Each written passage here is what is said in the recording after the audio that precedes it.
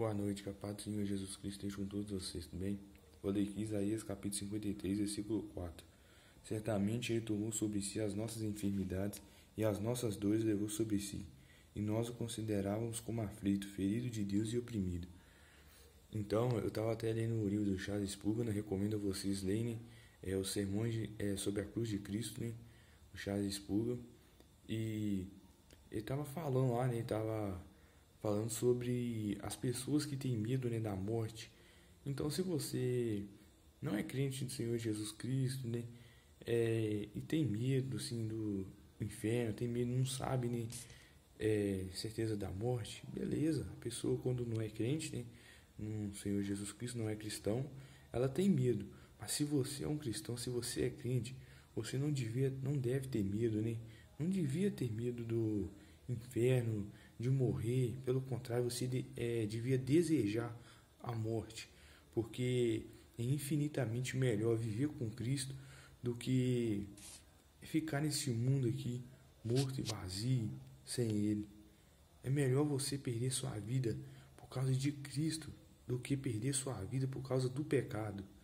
É melhor você morrer para este mundo e viver para Cristo do que morrer para Cristo e morrer nesse mundo também, né? Porque talvez você ignore Jesus, mas você está morrendo aqui nessa terra aqui. E talvez não, se você ignora Jesus, você está sim morrendo nessa terra. E a condenação é o inferno, né? O lago de fogo eterno, né?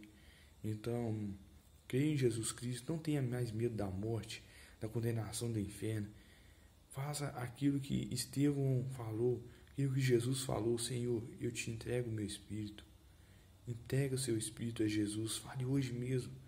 Se você estiver no hospital, estiver com, sei lá, qualquer outra coisa, uma doença, fala: Senhor, Pai, eu te entrego o meu espírito. Arrependa dos seus pecados. Não troque Jesus por prazeres momentâneos.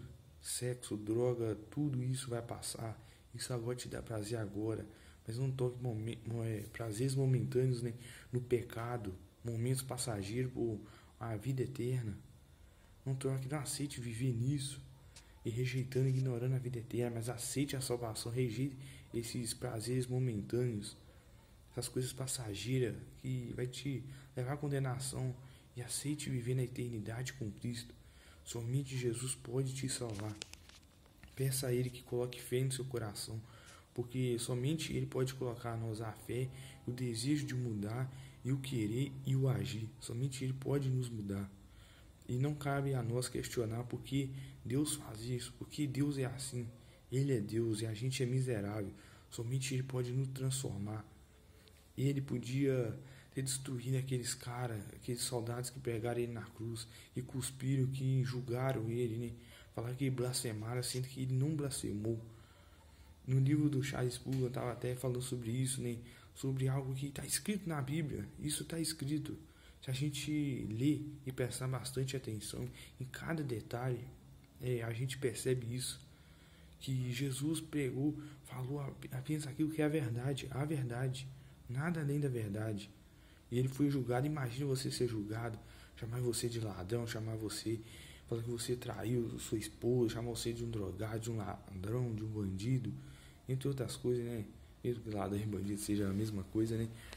Mas imagine, Jesus foi julgado, chamado de blasfemador, né? Falou que blasfemou contra Deus, né? Falou mal de César, né? Que era o rei na época, né?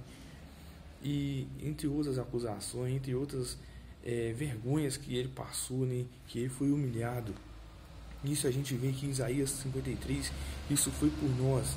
Aqui fala, em versículo 7, ele foi oprimido e humilhado, mas não abriu a boca. Como cordeiro foi levado ao matadouro, e como ovelha muda diante dos seus tosqueadores, ele não abriu a boca.